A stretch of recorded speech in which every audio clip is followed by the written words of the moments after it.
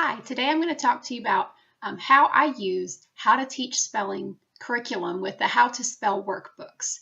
This curriculum is one that is not well marketed, well, it is well marketed, but not necessarily to homeschoolers.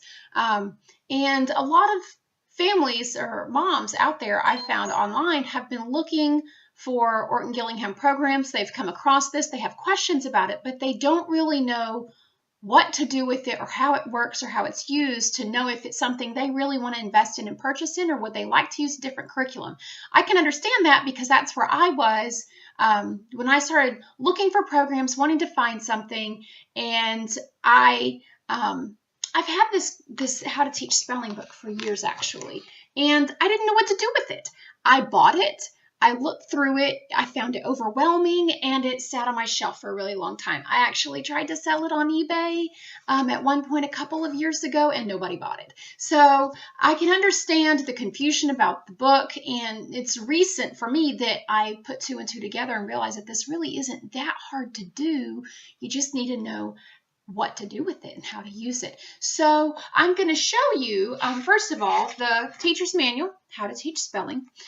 This manual can be used for all grades. You don't have to buy the workbooks to use this successfully, and you don't even have to buy the phonogram cards that you can buy to go with it, although for convenience sake you can if you want. I'll show you the phonogram cards in a minute, but the book gives you sound sheets, which are right here.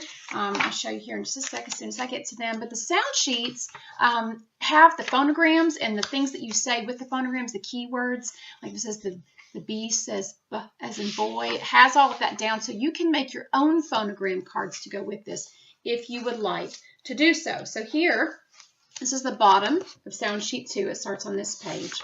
And then on the next page over here, you have the rest of sound sheet 2, and it has all the sounds and then the keywords that you say with the sounds. Now, there are some things written in this book, since it's the teacher's manual, for you as the parent to go through with the child, but you don't say necessarily to the child. So there's some information to go through, and you can make your phonogram cards. And then just to show you the next thing in the book, the next lesson, so that when I show you workbooks, you can see how they follow each other very well. The next part of this teacher's manual goes over sounds other than the, some other sounds the vowel A makes, okay? The vowel A has the ah sound. And this talks about that and explains to you how to teach the child the other sounds that A makes. And so this is a similar setup to the workbook, but the workbook is geared towards the student rather than the teacher. If you only use How to Teach Spelling teacher's manual, then you're going to have to come up with, you're going to have to stand up on the chalkboard, write the information on the chalkboard or dry erase board, and then have your child write it down in like a spelling notebook and copy it. And that's how this is designed to be done. And this is, I can tell from reading this book that it's geared more towards a classroom teacher or a personal tutor. When they made this curriculum, they weren't thinking about gearing it towards the homeschool community. But with the workbook, it's very, very easily used in a homeschool setting.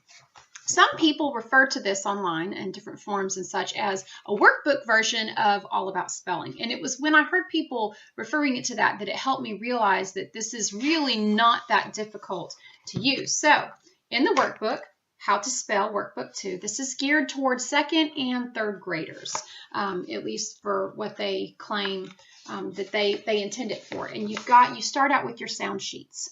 And these sound sheets are broken down for the child, and they do not have the extra teacher information on them. That's in the teacher's manual. So you can check these off when the child, for example, right here, the child masters these sounds. Then you can check as they get finished and they've gotten that sound down. While you're working on sounds, they suggest that you work on other things, such as, for example, syllables. So you can skip over to the page on syllables, and you can start teaching your child what is a syllable, and then down here the closed syllables. And you can start working on that while they're mastering sounds. I think this is really great for people who are starting with older kids and whose kids are having trouble with spelling, but they don't just want to sit and do sounds completely, or maybe they know some of their sounds or a lot of them already. You can, while you're filling in those holes of what they don't know, you can work on syllables and keep them busy with something new, and it's very straightforward and easy to teach with the workbook. So, oh, and I wanted to show you also right here, let me get to the page. Remember I showed you the page in the How to Teach Spelling teacher's book? Other sounds for the vowel A.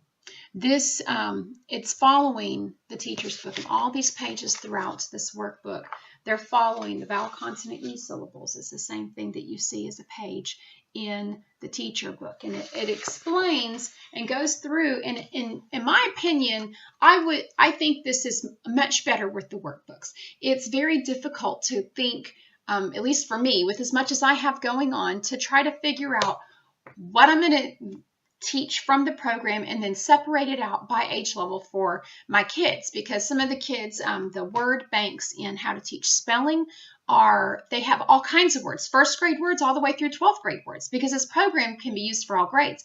But then you have to figure out, well, which of these is appropriate for 5th, but maybe not 6th, or maybe not 4th, but 6th graders would be okay with these, but maybe 5th graders would have a hard time, or what is age appropriate? And so this is great because it does that work for you. It sorts out what is appropriate for your child. So How to Teach Spelling, the book, or How to Spell book 3, it's doing the same format. It's just, you can tell there's less white space. There's not as big a lines for a child to write, assuming that they're older and they can, they're writing a little smaller just because they've got more control over their pencil and things of this nature. So, and there's more, like the contractions pages, that there's just more on a page.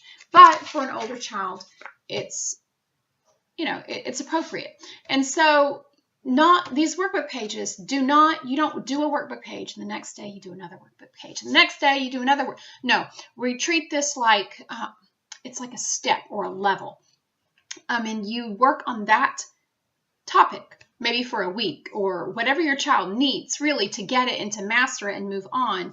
And so you work on that for a time, and then once they get that, or at least they have a pretty decent hold on it, then you can move to the next thing and just continue reviewing. Here and there's some of the concepts that are in the previous lessons. So the How to Teach Spelling book, the great thing about this book is that it has tons of dictation, sentences, phrases to dictate, nonsense syllables, all of the things that you need are in there. The workbooks will tell you what page to go to in the teacher's manual to find the sentences to dictate, and the dictation sentences include a lot of review. If you go in order of the book, they include a lot of review of the previously covered concepts to make sure your child's still practicing those rules. And if you find that a child is misspelling some things in their dictation from previous lessons, you can go back and kind of review that if they need it. So the dictation, even though there's not necessarily specific review pages for previous lessons, if you use the dictation and How to Teach Spelling, in a sense, that is the review. And so that helps you see, oh, well, my son's still not putting 2 S's at the end of words like hiss or huff. And so we need to review the FL or S rule. And so you can go back and you can review that rule. And so the dictation really is a good help with keeping the review and those older rules that they've learned fresh on their mind and making them continue to practice them. So some of you might be thinking, well, that sounds great, and this program, as I explained in my previous video, it's cheaper than alternative programs like All About Spelling, where there's like 7 levels, and you need to start kind of at the beginning with that program, but there's some hands-on stuff that they do. It's not just workbooky and just writing stuff down. Well, that can also be true of How to Teach Spelling. Just because this program only comes with the teacher's manual and workbook does not mean that we can't do some things that are hands-on when we teach. For example, letter tiles. All About Spelling sells letter tiles. Well, I bought these letter tiles. They're not from All About Spelling. They are from the Wilson Learning Company, And I like these better because, as you can see right here, these are not cardstock. They are actual magnets, just like I would buy to put on my refrigerator. They are, in my opinion, higher quality. It's not laminated cardstock with the magnet stuck on the back. And for what I'm paying, what I paid for these magnets, I think they were much more worth my money than the All About Spelling magnets were. And they are color coded. This is for words that have the all pattern in the words. Those are green. Then our diagraphs and are here, and we've got those in like a light yellow. And then we have like vowels, or like a salmon color. And so the light yellow is for consonant diagrams and consonant phonograms. And then all of the vowel phonograms and vowel diagrams, they're the same color as your vowels, which are the salmon. So I have letter tiles, and I'm going to use those just like a lot of people would use them with All About Spelling. I'll let my children, when we learn the rules and we learn phonograms that we're using with words, we'll start and we will use the letter tiles for children that are interested. Some of my older kids might not care to do that, but my younger ones will, I think. And so we will use the letter tiles, and you can get a plastic like crayon box, and you can put some sand in it, and they can use their fingers to spell the words in the sand. There are lots of ways that this can be made into you can use any level of multisensory activities that you want to, but you don't have to, because multisensory learning is not just tiles. It's not limited to having tiles and to having, all of the extras that like the sandbox, although those things are great. Multisensory learning, kinetic activity is also used when a child writes, and they say the sound, they're hearing the sound, they're saying it, and then they're writing it, and they're using their hand to make motions and movements. That is multisensory. And so you can use other things to make it multisensory, such as the tiles, if you would like to, but you don't have to, because your child is still using all of their senses when they're hearing, they're saying, and they're using their fingers, they're writing, they're touching, they're moving their hands in those motions. You can have them skywrite in the air and do some of that when they're younger, and use large motor motions and movements for their learning, and to help ingrain that in their mind. So I plan on doing that. All About Spelling had a few things when I looked online to see what were in their packages that I thought might be neat. And so I found some things for free online to have some similar options available to my children for learning that I would find. So I'm going to show that to you. I found this online for free. I'll put the link down low in the video below. But this is just the different types of syllables. And this paper that I found that I was able to just print off, I'm going to use this when I teach syllables for my children. And while I teach them syllables, we can look through this paper. I'll give each of them a reference. And then I printed an extra, and I cut up each one of these boxes that has the names of the syllables labeled to make syllable tags, so that my kids can put words that we put on index cards, or parts of words rather, the syllables, underneath the tag. So if it says open syllable, they'll put that syllable underneath. The closed syllables, they'll go underneath. And this matches the sheet that I will give them as I teach them syllables and explain to them the different kinds of syllables. And they will be able to use these just in similar ways that syllable tags can be used in All About Spelling. Phonogram cards. You do not have to buy phonogram cards. I mentioned that earlier, but I just want to show you these cards are very simple. This is B, and on the back, it shows you the word that is the key word, boy, B, and then you just explain that to the child. These can be made on index cards. They do not have to be purchased. I purchased them because I didn't want to mess with making them, and I don't regret that. But if you want to save money in that way, you can use the teacher's manual and you can make your cards. Now, the thing about these, which you can do with index cards, you can buy them different colors. But these cards that I bought are color-coded for the vowels, and vowel phonograms and diagraphs are salmon, just like the letter tiles. And this salmon color is pretty much the same, and that was not really planned because I bought these from different companies. These are the ones from EPS that I bought to go with how to spell, these came from Wilson Learning Company. I did not plan that, but it worked out well. But the thing that I really like about these phonogram cards, and this is just me because I don't want to have to use my mind to think to make my own phonogram cards, but these cards are the auditory part of the lesson where you call out certain sounds. And then on the back, oops, it shows these are the sounds that I would say. Okay? On the back, this is what the child should write on their paper.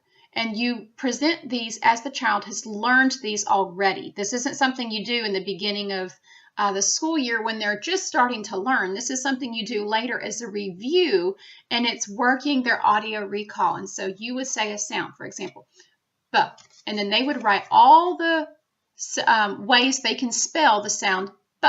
And so on the back, they would say B, boy. And that's what they'd write on their paper. For G, they would write goat. And then so when it gets down to the vowels and they have several sounds, they would write all of the ways to spell, for example, aw. There are lots of ways to spell that. And so they would write out every way to spell aw on their paper. And so that's a means of just reviewing the sounds, the phonograms, and this is something that was done in a YouTube video that I particularly liked, and I thought that it would be a good way to drill my children and make sure that they're learning what I'm teaching them in different ways, that they can hear it and just from their memory write it, and that they can also just for the separate sounds individually versus words and writing the words.